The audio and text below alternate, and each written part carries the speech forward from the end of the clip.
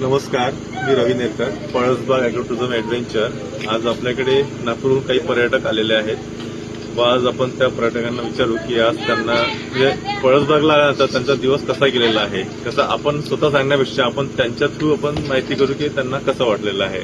तरी या दादा, नमस्कार. नमस्कार, माझं नाव योगेश किनखेडे आहे. मी नागपूरहून आलो. आम्ही सगळे फॅमिली घेऊन इथे आलो आहे. त्यावेळेला आमची मित्र लहानपणीची आणि इथे येऊन आम्हाला निसर्गाची अनुभूती पूर्ण आलेली आहे. आणि इथची सर्व्हिस जे आहे ते खूप छान, फूड एकदम छान आणि सगळा स्टाफ पण छान आहे, सगळा हेल्पफुल आहे आणि खूप छान वाटला. मी सुहास बिजागरे.